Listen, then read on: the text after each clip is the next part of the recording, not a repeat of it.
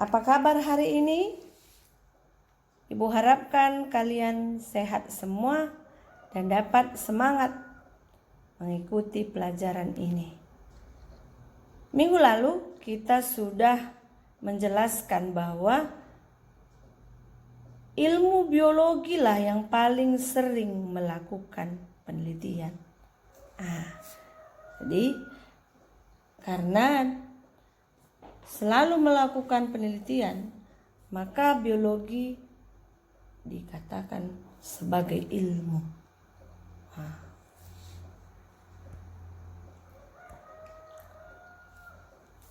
Oke. Di ruang lingkup biologi itu ada cakupannya objek, struktur kehidupan, dan permasalahan biologi. Nah, ini dia. Objek-objek tertentu yang dilakukan penelitian, maka penelitian ini yang menghasilkan ilmu tertentu, maka ruang lingkup biologi ini akan menghadirkan atau memunculkan cabang-cabang ilmu biologi. Antara lain ada genetika, ada sitologi, zoologi, botani, histologi, dan sebagainya. Ya. Objek yang lain ada struktur kehidupan.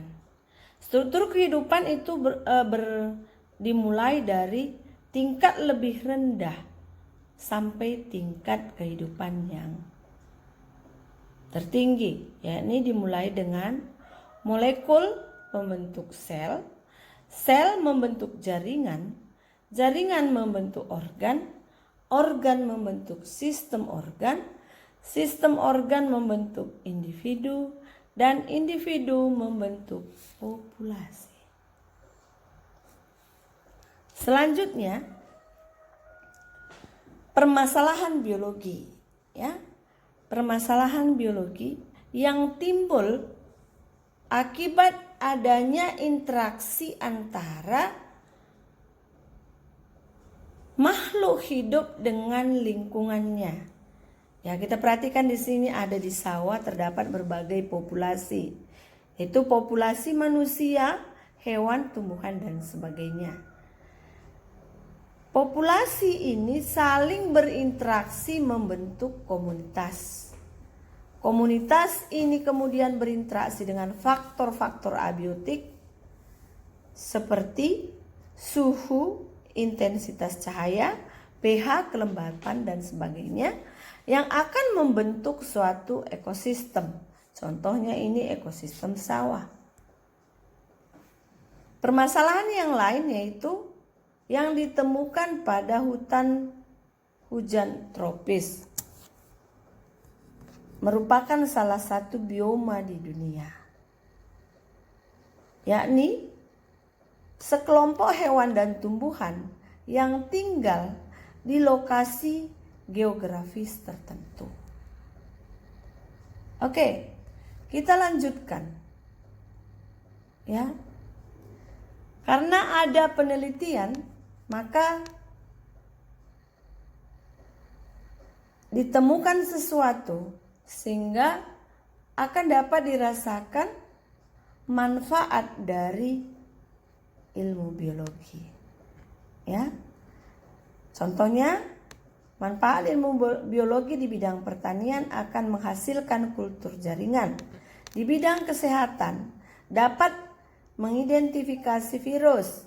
Di bidang peternakan dapat melakukan inseminasi buatan, sedangkan di bidang industri akan memperbanyak jenis makanan seperti susu fermentasi. Oke. Untuk melakukan penelitian, maka harus mengikuti langkah-langkah dalam metode penelitian, ya, atau sering disebut dengan kerja.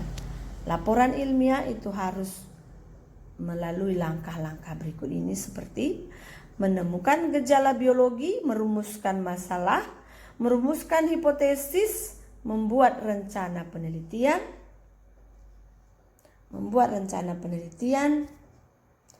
kemudian melaksanakan penelitian, mengumpulkan data, menganalisis data, ya, dan menyusun laporan.